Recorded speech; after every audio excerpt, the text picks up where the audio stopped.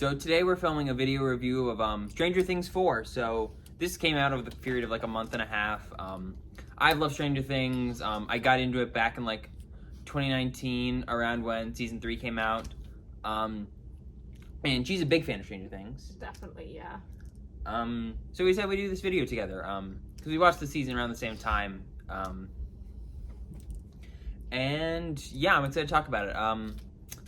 I don't have any this is full spoilers, by the way, for parts 1 and 2. This is just the whole season, just volume 1 and 2 together, full spoilers. So I don't have any negatives. Do you have any negatives?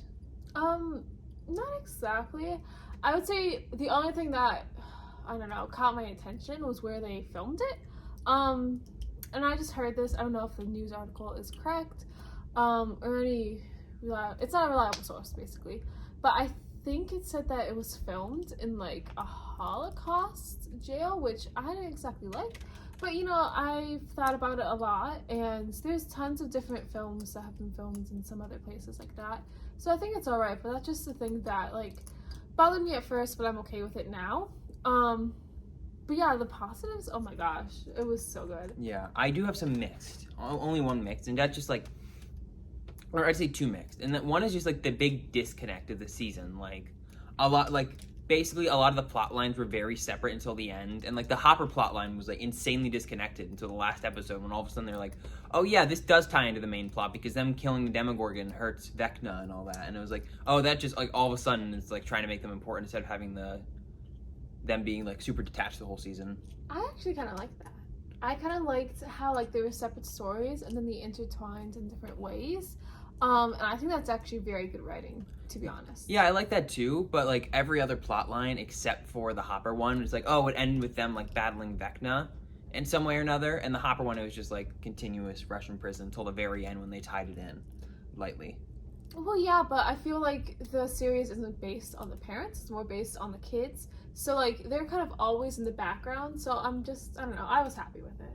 Yeah, and then the disconnect, it did mean like there were a lot of characters that like we didn't see meet until the last episode, and like they like had a lot of like abnormal pairings, and there was one group never knew everything at the same time. It's like they didn't know everything until the very last episode, and I think the amount I enjoyed each story was kind of dependent on how much they knew about Vecna and all that, which is why the main plotline in Hawkins was probably the best, and then like so on. Yeah. Still doesn't mean any of those plot lines were bad or that I didn't like that they were separated, but you know, just like the more closely attached they were to the main story, the better it was. And then the only other thing I was mixed on was just the fact that it ended on a cliffhanger, and I'm sure it's like, you know, it was fine cliffhanger, good cliffhanger, and it's a kind of cliffhanger I could see picking up either immediately or like a while later.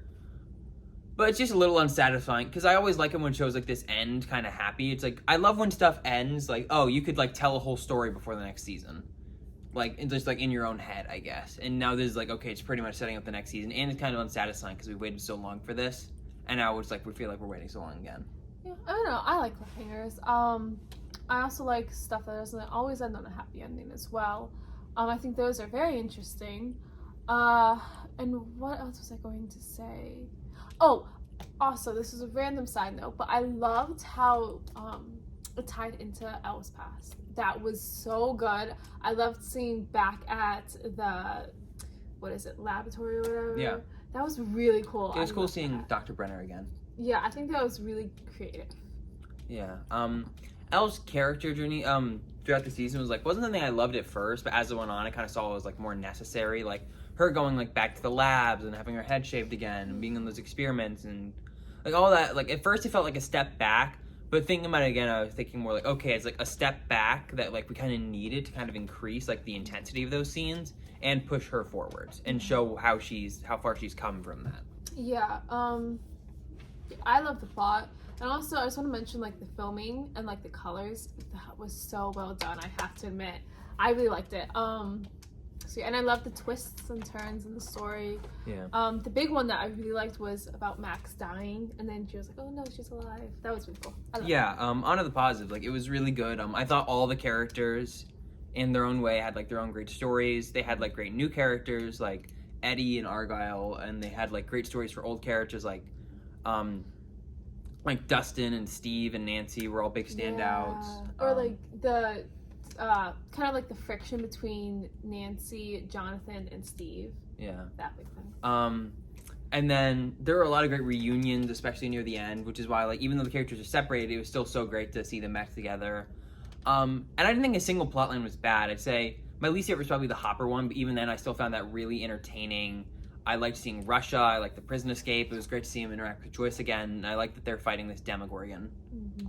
And then the plotline, like in California, I thought like it was cool, even though they like skipped around a lot of it, and I feel like the whole plot line of that between them losing Elle and then finding again was maybe like 45 minutes of screen time in total.